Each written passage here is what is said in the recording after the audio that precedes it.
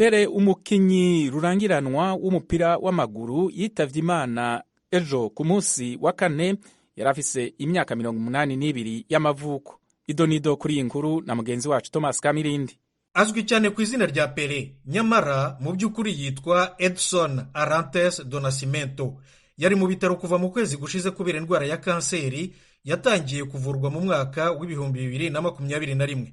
Urupfu rwe rwaraye rutangajwe n'umukobwa we Kelly Nascimento n'umucungira inyungu ze Joe Fraga. Pele niwe mukinnyi wenyine mu mateka ku isi watwaye ibikombe 3 by'isi by'umupira w'amaguru n'ikipe y'igihugu cye Brazil mu 1958, ubwo yari afite imyaka 17 y'amavuko yonyine gusa, mu 1962 no mu 1970. Yakiniye ikipe ya Brazil imikino 114, ayitsindiramo ibitego 95. Muri rusange abahanga bemeza ko Pele yatsinze ibitego byose hamwe 1281 mu buzima bwe bw'umukinnyi.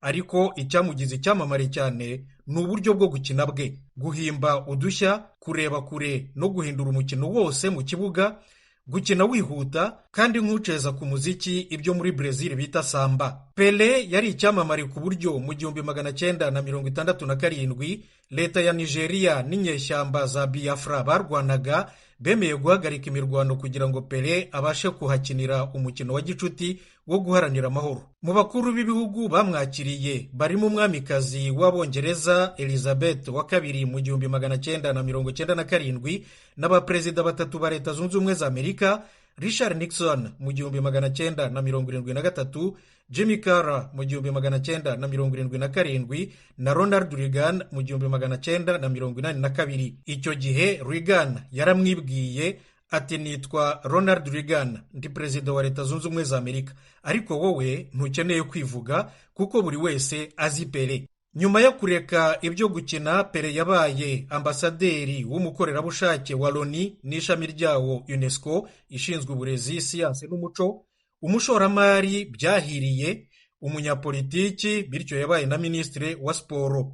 Ni umwirabura ariko yirindaga kuvuga iby'ivanguramoko mu gihugu cye by'umwihariko. Pele atabarutse afite imyaka 82 y'amavuko. Urakoze Thomas kuri iyo nkuru.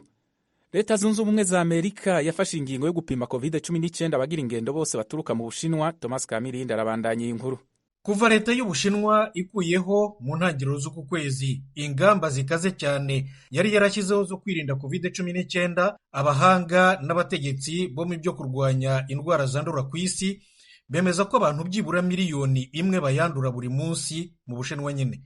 Bagaragaza impungenge cyane cyane ko bishobora kongera virusi nyinshi zihinduranyije no gukwirakwira isi yose. Ibihugu rero bitandukanye byatangiye gufata ingamba zo kubikumira.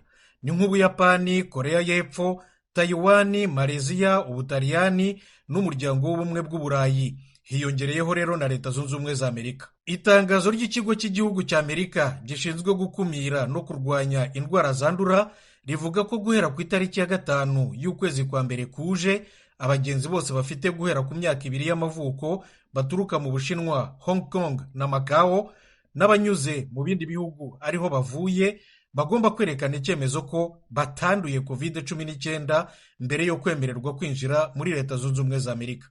Bagomba kuba bipimishije bitarenze iminsi 2 mbere yo gufata urugendo. Naho abagenzi bazaba baranduye iminsi 10 mbere yo kurira indege bagomba kwerekana icyemezo ko bakize neza. Ibi byemezo bireba kandi n'Abanyamerika ubwabo. Vatikano yatangaje ko Papa Benedicto yatoye imitende ariko akiremvye kandi yumva. Ni inkuru dushikirizwa na mugenzi wacu Eugenie Mukankusi. Mu itangazo yashyize ahagaragara, umuvugizi wa Vatikani Matteo Bruni avuga ko Papa Benedicto wa 16 yari yaruhutse neza mu ijoro ryakeye. Ati aracyarembye ariko arumva, aracyafite ubwenge bwe. Yongeyeho ko umushumba wa Kiliziya Gatolika Papa Francisco asaba nanone isi gusabira uwo yasimbuye ku ntebe ya Petero kugira ngo amasengesho amufashe muri ibi bihe bikomeye. Ejo kuwa gatatu Papa Francisco yatunguye abantu atangaje ko Benedicto yari yasuye aho ari mu kiruhuko cy'izabukuru arwaye cyane. Byatumye abantu bagira impungenge ko yaba agiye kwitaba Imana. Papa Benedicto afite imyaka 95 y'amavuko. yayoboye kiliziya gatolika y'isi yose imyaka 8 kuva mu kwezi kwa kane 2005 kugera ubwo yeguraga mu kwa kabiri 2013. Kuva icyo gihe atuye i Vatikani hafi cyane yo kwa Papa Francisco. Niwe mupapa wa mbere wari weguye mu myaka hafi 700 ishize. Tugushimire Eugenie kuri iyo nkuru. Muri Israel, Benjamin Netanyahu na leta yiwe bimitswe mu mirimo yabo ejo kuwa kane. Ni inkuru dushikirizwa na mugenzi wacu Thomas Kamirindi. Mbere y'uko Benjamin Netanyahu arahirira imbere y'inteko ishinga amategeko, abadepite babanje kwemeza guverinoma ye na porogaramu yayo izakurikiza. Guverinoma ye yiganjemo abahezanguni mu bya politiki n'idini bavuga ko Isirayeli ari iy'Abayahudi gusa, badashaka ko leta ya Palestina ibaho cyangwa barwanya uburenganzira bwa muntu bavuga ko bunyuranyije n'imyemerere yabo, nk'ubw'abakundana bafite igitsina kimwe n'ubw'Abarabu batuye Isirayeli. Bavuga ko Palestina yose ari iya Isirayeli ku buryo budashidikanywaho. Bityo guverinoma nshya ya Benjamin Netanyahu iteganya kongera cyane kubakira no gutuza Abayahudi mu ntara ya West Bank cyangwa Cisjordania muri Palestina. Leta Zunze Ubumwe za Amerika yo yongeye gutangaza ko idashyigikiye na gato politiki zinyuranyije n'umugambi wa leta ebyiri, ni ukuvuga iya Isirayeli n'iya Palestina zituranye. Naho Netanyahu mu ijambo rye imbere y'inteko ishinga amategeko amaze kurahira, yavuze ko kurangiza intambara hagati ya Isirayeli n'Abarabu ariyo gahunda afite ku murongo wa mbere. Iya kabiri nk'uko yabisobanuye ni iyo guhangana na gahunda ya nucleaire ya Irani, ku buryo Irani itazigera igera ku rwego rwo gukora bombe atomike cyangwa intwaro kirimbuzi. Benjamin Netanyahu afite imyaka 73 y'amavuko, agarutse ku butegetsi akiburana mu nkiko ibyaha bya ruswa. Ejo ku munsi wa kane Uburusiya bwongeye kurasa ibikoho bitavana ko vya misile muri Ukraine, cyane cyane mu bibanza vya gisivile. Ukraine ariko ivuga ko yarashire igakorora nyinshi muri zo. Ni inkuru dushikirizwa na mugenzi wacu Thomas Kamirindi. Mu miji minini Uburusiya bwibasiye harimo Kiev umurwa mukuru, Kharkiv umujyi wa kabiri mu bunini, na Lviv na Odessa iri mu burengerazuba bw'igihugu. Ukraine yatangaje ko Uburusiya bwarashe misile 69 ariko ko bwashwanyagurije mu kirere 54 muri zo zose zitaragera ku butaka. Ibyo aribyo byose byatumye guverinoma ya Ukraine ivuza indangururamajwi z'impuruza mu gihugu cyose mu gihe cy'amasaha 5 kuva saa moya mu gitondo, bityo abaturage bahungira mu bwihisho. Abantu 3 gusa bakomeretse, nta n'umwe misile z'Uburusiya zahitanye, ariko zashenye ibikorwa remezo byinshi, cyane cyane iby'amashanyarazi. Urugero, Andriy Sodovi, meya wa Lviv mu burengerazuba bwa Ukraine hafi y'umupaka wa Pologne, yatangaje ko bahise babura umuriro byibura ku rwego rwa 90% mu mujyi hose. Minisitiri w'ububanyi n'amahanga wa Ukraine Dmytro Kuleba yamaganiye kure Uburusiya, yanditse kuri Twitter ati ni ibitero bya kinyamaswa, nta rindi jambo umuntu yabona akoresha kubona Uburusiya burasa urubura rwa misile ku nzirakarengane mu gihe bitegura umwaka mushya. Tugushimire Thomas. Abagore 3 bazoba mu bahagarikizi ba CHAN y'umwaka w'2022, ihiganwa rya nyuma ry'igikombe cy'umupira w'amaguru ry'abagabo bakinira muri shampiyona ziwabo. Ni inkuru dushikirizwa na mugenzi wacu Thomas Kamirindi. CHAN yagombye kuba yarabaye ku nshuro ya 7 mu kwezi kwa mbere k'uyu mwaka uri mushira, ariko yaje gusubikwa kubera icyorezo cya COVID-19. Ubu noneho nk'uko biteganijwe izabera muri Algeria guhera ku itariki ya 13 y'ukwezi kwa mbere kuje kugera ku ya 4 y'ukwa kabiri gutaha. Izakirwa n'imijyi 4: Alger umurwa mukuru, Constantine na Annaba hombi mu majyaruguru y'uburasirazuba bw'igihugu, na Oran mu nkengero z'inyanja ya Mediterane mu majyaruguru y'uburengerazuba. CAF impuzamashyirahamwe y'umupira w'amaguru muri Afurika yatangaje urutonde rw'abasifuzi 19 bazayobora imikino, 21 bazabafasha ku mpande z'ikibuga na 12 bazaba bashinzwe ikoranabuhanga rya video. Bose bakomoka mu bihugu 32 bya Afurika nk'uko itangazo rya CAF ribisobanura. Muri bo 3 n'abagore: Vicentia Amedone wo muri Togo uzayobora imikino mu kibuga, n'abandi 2 bazaba abafasha b'abasifuzi bo mu kibuga aribo Karine Fomo wo muri Kameruni na Diana Chikotesha wo mu gihugu cya Zambia. CHAN izahuza amakipe y'ibihugu 18 agabanyije mu matsinda 5. Umukino wa mbere uzafungurira iyindi uzahuza Algeria na Libya ku ku itariki ya 13 y'ukwa mbere mu murwa mukuru Alger. Dushimire Thomas Kamirindi na Eugenie Mukankusi ku makuru yo hirya no hino ku isi bahejeje kudushikiriza, amakuru yo mu karere k'ibiyaga binini.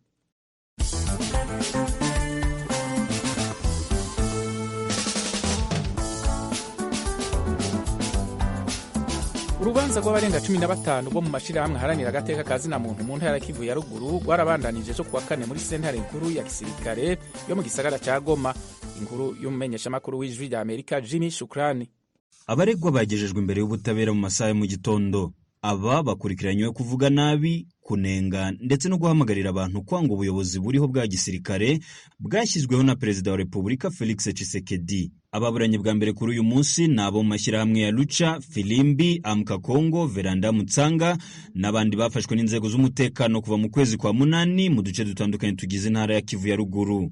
Umuyobozi w'urukiko rwa gisirikare rwa Kivu ya ruguru yavuze ko bamwe muri aba bafashwe ubwo bakoraga imyigaragambyo itemewe n'ubuyobozi bw'intara. Iyo myigaragambyo yamaganaga bamwe mu bayobozi ba Kongo bavugaga ko bakorana n'umutwe wa 23. Urukiko rwavuze ko muri ibyo bikorwa bahamagariraga abantu kutishyura umusoro cyane cyane muri teritwari ya Rucuru, aho icyo gihe abarwanyi b'umutwe wa 23 bafataga umujyi muto wa Bunagana uri muri iyo teritwari. Ku ruhande rw'ubushinjacyaha bwasobanuye ko imyigaragambyo itemewe nk'iyo igambiriye guhungabanya umutekano w'abaturage ifatwa nko kwigomeka ku butegetsi, bityo ihanwa bikomeye n'amategeko ya Kongo n'igifungo cyo kuva ku myaka 2 ukageza ku 10 iyo uregwa aramutse hamwe n'ibyaha. Uwunganira mu mategeko abaregwa yasabye urukiko gufungura by'agateganyo ababurana mu gihe dosiye yabo irimo gukurikiranwa n'ubutabera, bityo bakaburana bari hanze. Umuyobozi w'urukiko rwa gisirikare yamubajije impamvu zifatika zimutera gusaba ko abaregwa baburana bari hanze. Maître Didier Balume yavuze ko impamvu ya mbere ari uko bamwe mu baregwa barimo impunzi zaturutse muri teritwari ya Rucuru, ubu imiryango yabo ikabibayeho nabi mu nkambi ya Kanyarucinya, abandi bakaba bari mu mazu yabo Rucuru. Uwunganira abaregwa yavuze ko impamvu ya kabiri ari uko bamwe mu baregwa batotejwe bikomeye n'inzego z'umutekano ubwo bafatwaga hano mu mujyi wa Goma no muri Rucuru. Kuri we benshi muri bo ntibigeze batanga ukuri kw'ibyababayeho ubwo bagezwaga imbere y'ubutabera. Maître Didier Balume yavuze kandi ko ubuzima bwabo butameze neza kubera isuku nke no kutitabwaho biri muri gereza nkuru ya gisirikare ya hano mu mujyi wa Goma. Ariko icyifuzo cy'umwunganizi mu mategeko w'abaregwa cyatewe utwatsi n'ubutabera, ahubwo byaje kurangira asabye ko haboneka ibindi bimenyetso byimbitse biturutse ku wahoze ari umuyobozi wa polisi muri teritwari ya Rucuru na mugenzi ukuriye ikigo cy'igihugu cy'imisoro mu ntara ya Kivu ya ruguru DGRNK. Icyemezo cy'umuyobozi w'urukiko nticyakiriwe neza n'abagize imiryango y'abaharanira uburenganzira bwa muntu. Uyu wavuganye n'ijwi rya Amerika utifuje ko amazina yatangazwa yatunguwe n'icyo cyemezo. Byadutunguye cyane kubona abantu baharanira uburenganzira bwa muntu bafatwa n'abashinzwe kubahiriza uburenganzira bwa muntu bakabafunga, naho bakabanyujije byibuze mu by'amategeko bagahita babohereza ku rukiko rukuru rushinzwe gukemura imanza batubahirije amategeko y'uburenganzira bwa muntu. Byatubaje cyane. Yusufu Kamegeri, umwe mu banyamuryango ba Lucha, ababazwa no kubona abaharanira uburenganzira bwa muntu bakomeza kwibasirwa n'ubuyobozi bw'igisirikare. Ikitubabaza ni ukubona umuntu afata ubuzima bwe bwose akabuharira rubanda, kaho batakamuhaye umutekano bakamwitaho, ahubwo akaba ari babandi bamufata bakamutoteza. Biratubabaza cyane kabisa. Umuryango Lucha tubabajwe n'ibintu bakomeje kudukorera, kudufata rubozo. Twagombaga baza leta ikaduhereza umutekano kugira ngo natwe dukore icyo dushinzwe, ibyo guharanira uburenganzira bwa muntu tukabikora twisanzuye neza. Ibyo ngibyo nibyo bya mbere twabasaba, ibindi bikazana. Patrick Sebuhoro ku ruhande rwe asaba leta gushakira umuti ikibazo cy'itotezwa rikorerwa abaharanira uburenganzira bwa muntu muri Kongo. Kitu ambacho kinatuumiza ikitubabaza cyane ni ukubona buri gihe abaharanira uburenganzira bwa muntu batitabwaho, cyane cyane dosiye zabo iyo zigeze mu butabera bafatwa nabi cyane rwose, barakubitwa, ntibitabwaho na gato. Icyo dusaba ubu ngubu ni ukubona ubuyobozi bugize icyo bukora, kuko bizadushimisha cyane rwose.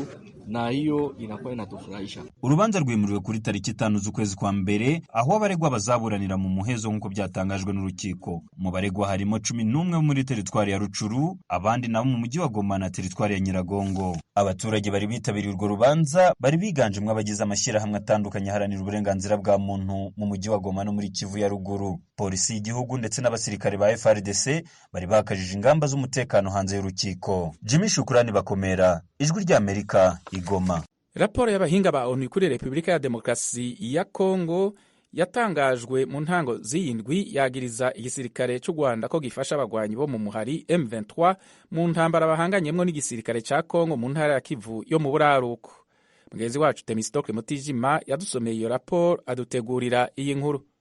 Ni raporo ndende y'amapaji 21 ndetse n'imigereka yayo iragaruka ku kibazo cy'umutekano muke mu burasirazuba bwa Kongo, aho ivuga ko ibintu byarushijeho kuba bibi cyane mu ntara za Kivu ya ruguru na Ituri. Muri Kivu ya ruguru, iri tsinda ry'impuguke rivuga ko imirwano yarushijeho gukaza umurego hagati y'igisirikare cya leta FARDC n'umutwe wa M23, aho izi nyeshyamba zarushijeho kwagurira mu mpande zose uturere zigenzura. Ku bijyanye n'aho uyu mutwe ukura mikoro n'ibikoresho, raporo ivuga ko uretse amahoro yishyuzwa abambukira ku mipaka M23 igenzura irimo n'uwa Bunagana, izi nyeshyamba zinaka abaturage baho zigaruriye imisoro. Iyo ngo nishingiye ku bworozi, aho inka imwe isoreshwa $7 y'Amerika, naho umuturage ushaka kujya guhinga mu isambu ye akishyuzwa $3 y'Amerika. Kuri ibyo nk'uko iri tsinda ry'impuguke ribitangaza, hiyongeraho ubufasha mu basirikare n'ibikoresho M23 ihabwa n'igihugu gituranye cy'u Rwanda.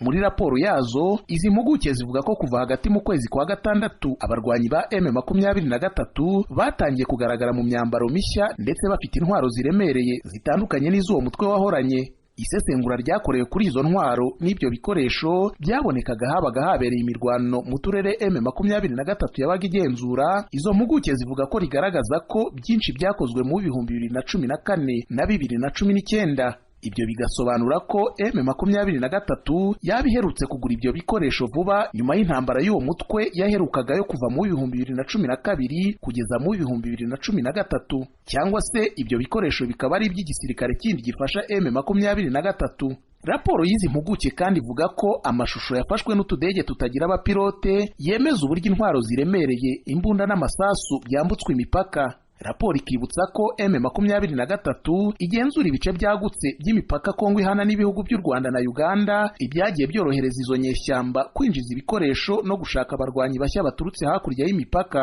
Ku ruhare rw'igihugu cy'u Rwanda muri iyi ntambara, iri tsinda rivuga ko ryabonye ibihamya bifatika by'ibikorwa bya gisirikare byakozwe n'abasirikare b'u Rwanda muri teritwari ya Rucuru hagati y'ukwa 11 kw'ibihumbi 2021 n'ukwa 10 kw'ibihumbi 2022.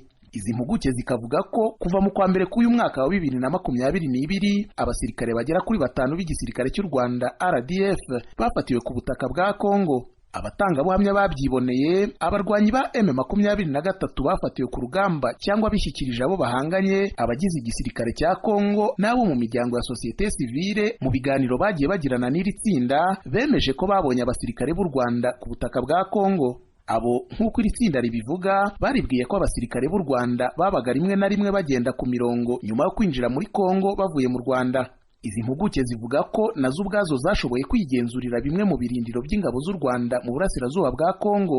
Abarwanyi 10 ba M23 bafatiwe ku rugamba babwiye iri tsinda ko ingabo z'u Rwanda zishinga ibirindiro byo gutanga ubufasha hafi y'aho abarwanyi ba M23 baba barwanira ku rugamba. Ingabo z'u Rwanda, izi mpuguke za Loni zivuga ko zagiye zifatanya kenshi na M23 haba mu kugaba ibitero ku ngabo za leta ya Kongo FARDC cyangwa mu gusubiza inyuma iby'izo nyeshyamba zagabweho. Iri tsinda rikavuga ko rifite amashusho yafatiwe mu kirere yerekana abasirikare b'u Rwanda bari mu biturage bitandukanye mu duce two ku mipaka no mu birindiro bya M23 mu burasirazuba bwa Kongo. Uretse gufatikanya na M23 mu mirwano ihanganyemo n'igisirikare cya Kongo, iri tsinda ry'impuguke rivuga ko abasirikare b'u Rwanda hari bimwe mu bitero bagiye bagaba ubwabo batari kumwe n'izo nyeshyamba. Ibyo izi mpuguke zivuga ko birimo ibyo RDF yagabye ku birindiro by'inyeshyamba za FDLR mu kwezi kwa 5 n'ukwa 6 muri uyu mwaka. Iyi raporo kandi inavuga ko igisirikare cy'u Rwanda cyagiye giha M23 abasirikare benshi nk'izi nyeshyamba zabaga zitegura kugaba ibitero ku mijyi minini. Leta y'u Rwanda ihakana gufasha izi nyeshyamba za M23 ikavuga ko ibibazo by'umutekano muke mu burasirazuba bwa Kongo bishingiye ku kunanirwa kw'inzego z'ubutegetsi za Kongo. U Rwanda kandi rushinja leta ya Kongo gukorana n'inyeshyamba za FDLR zirwanya ubutegetsi bwarwo, ibyo Kongo nayo ihakana. Mu Burundi abatwa baba mu kigwati ca Nyarurambi muri komine n'intara ya Cankuzo baridogera abajejwe intwaro ko babayera intambamyi yo kuja mu makoperative yo kwiteza imbere. Ivyo abajejwe intwaro bahakana, ahubwo bakavuga ko babahimiriza kuyajamwo nk'abandi banyagihugu. ni inkuru y'ijwi rya Amerika ryifashishije abakunzi bayo mu Burundi, musomerwa na Desire Hatungimana. Twebwe mengo bashano mengo baradukumiriye, twagize ngo tuyishinge hengo ababategetsi baturavye inyuma. Uyu ni umwe mu batwa bo mu kigwati ca Nyarurambi muri komine Cankuzo yagiriza abajejwe intwaro ko babankiye gushinga koperative. Isoko ryacu aho ryabasanze mu kigwati ryasanze bariko baracura utwuma dutandukanye. Mu gihe abanyagihugu benshi muri kino gihe bahurikiye mu makoperative yo kwiteza imbere, bo bavuga ko bahisemo kuguma bakora uwo mugabo w'ubucuzi. Amakoperative yo kwiteza imbere nta turabona. Koperative twabuze abo dufata mu mugongo. Twebwe mengo bashano mengo baradukumiriye, twagize ngo tuyishinge hengo ababategetsi baturavye inyuma. Geze no musi twace twemera twifatira ingingo yo kuguma twikorera tutwuma buke buke. Mu makuru buramatari w'intara ya Cankuzo yahaye isoko ryacu asigura ko abo batwa bansitse kuja hamwe n'abandi banyagihugu mu koperative. Avuga kandi ko bagoma bakora amahimiriza kugira abakuremwo ukwikumira, gutyo bashobora gufatikanya ibikorwa bakora vy'umwuga hamwe n'uburimyi. Ariko urongoye urunani rwo basangwa butaka Uniproba Emmanuel Nengo avuga ko amatongo yo kurimamwo ku basangwa butaka kikiri kibazo gikomeye. Nibi navyo bavuga ku by'amatongo, bavuga ko bashaka kuzogira ibigwati village mixed, twebwe aho hose batwize ivyizigiro tubigiye kuzova mu nzira.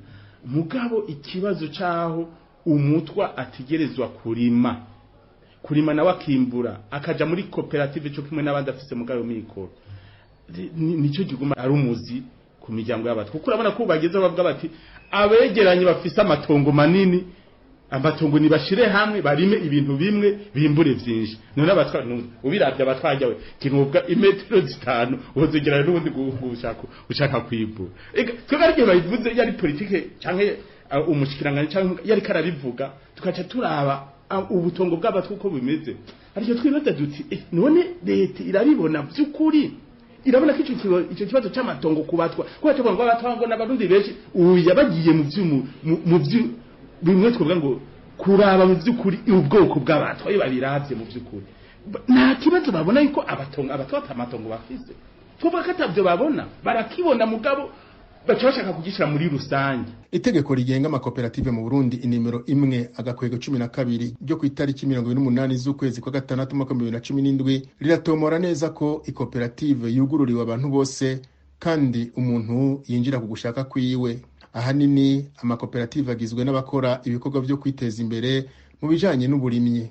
Abatwa nabo bakora ivy'ubucuzi nk'uko uyu mutwa wo mu kigwati ca Nyarurambi abivuga. Twege turacura inajoro, tugacura intero, tugacura n'imbugita, eka icyari cyo cyose umuhoro turakora, tukaza turatwara ku isoko. Ubu turaronka nk'udufaranga duke hari umuntu ashobora kugenda nawo ku isoko akaronka nk'ibihumbi 2 nk'ibihumbi 3 akagura agafu aza gushira abana muhira n'umunyo n'utuvuta. Hariho abeshi usanga bakoresha ubusuma, mugabo twebwe ngaha turitunze kubera uwo mwuga wacu. Hambavu y'ubucuzi abasangwa butaka babeshejweho no kubumba, akaza hanini gakorwa n'abakenyezi.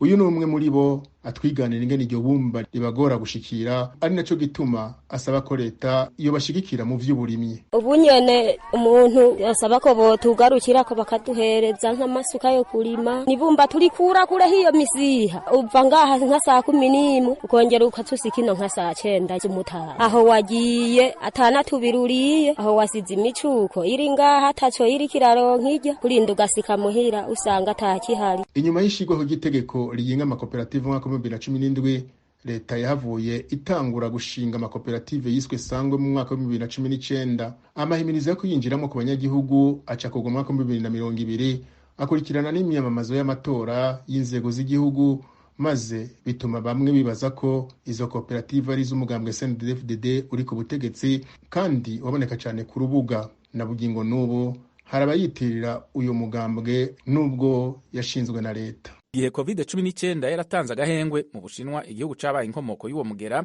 kibazo cakomeye cyane gushikaho ababa ku isi yose bategerezwa kuguma mu rugo, congeye gutuma ibihugu bimwe bimwe bikumira abagira ingendo baturuka mu Bushinwa.